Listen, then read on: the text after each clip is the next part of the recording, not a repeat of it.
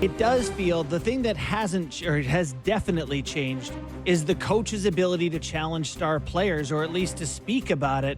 It just feels impossible that you're not, this Ottinger thing kills me, Doug. You can't pull a starting goalie who gives up 2 on 2 shots in an elimination game and then say we pulled him because, hey, he's bad in these games every time. That seems pretty fair criticism to me. No, I don't have a problem with them pulling him. I have a problem with the commentary post-game.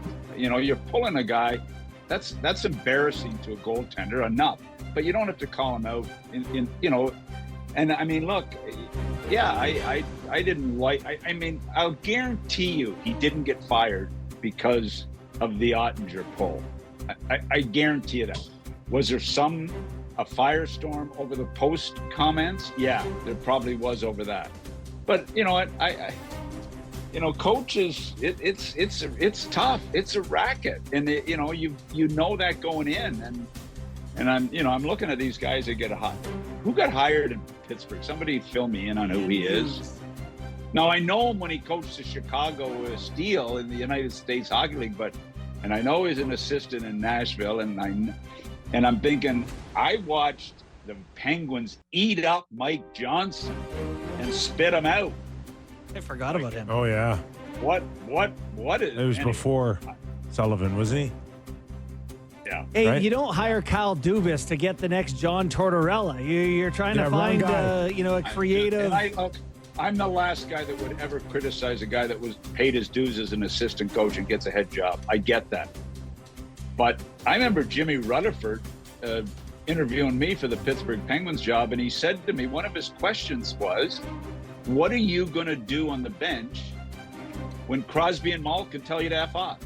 That was a question in my interview. I don't think Dubas probably asked that question. Nothing? Did you answer? Thank you, sir. May I have another? Nothing? You know what? No, Nothing? I'll tell you what my answer was. I said, Jimmy, I'll tell you this right now, Jimmy. They would never tell me to. Because I would have quelled it when I knew it was coming close. I would have quelled it before it happened. Yes. One more on Dallas, Mac, because we do have a team that's supposed to be contending and win a Stanley Cup as early as next year again. They just signed Rantanen to that massive contract at almost $100 million here. What if it is the owner that's was needed this change? Where does he go? And Jim Nill now, do they go and get a veteran? Do they go get the next Carberry? Like where do you think this goes? They go to a veteran players coach. That's always what happens. You go from a hard ass to a veteran players coach. That's what you go to, and that's what Jimmy. Jimmy Nill is as good a hockey manager as within the NHL. He's going to do his homework, and I think he'll make the right call here and make the right decision. And there's some still. I've watched some of the guys getting hired. There's still some pretty quality veteran guys out there that haven't got jobs, and I suspect that's the route Jimmy will go. Look. Jim Nill's got to win too. Jim Nill's not getting fired if they don't win the Stanley Cup next year, but Jim Nill wants to win with this group bad. And he knows his owner wants to win, and he knows his fan base. And there's lots of pressure to win in Dallas, to say the least. So, it'll be a thorough search, and I think Jim will make the right decision. I think he's that solid a hockey guy. Good to go on to the and Cup it final. won't be, and it won't be like the Pittsburgh hire. Won't be it will Dan not. Hughes. Well, and look, I think Dan Muse has paid his dues, sure. but anyway. Can you just one more ad? No. Can you think of a bigger challenge for a rookie like that, head coach, to go in there and you still have Malkin and Crosby and Letang? Does Sid really want to now break in a new puppy? I would say, knowing Sid, he won't say a word, but he would be shaking his head right now more than I'm shaking my head. All right. Does that answer your question? Yeah. It does. It's not ideal for sure with those veterans. Oh, No, it's tough. It's a tough job for a first-time head coach. And look, the kid has paid his dues. He's a quality hockey guy, I'm sure. But this is a tough gig. And listen, don't ever think it's comfy and cozy in Pittsburgh, because the Fenway group are not overly excited right now about what's transpiring in Pittsburgh. They saw their fan base dwindle dramatically. They paid a ton of money for this team. They did not expect this to be going on. And this team is a long way, in my opinion, from being competitive.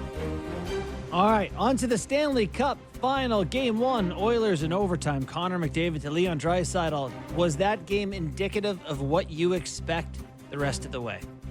Well, Florida have got to win tonight, because I simply don't see them winning 4 of the last 5. I know it happens. I get that, but I don't see that happening against Edmonton this year.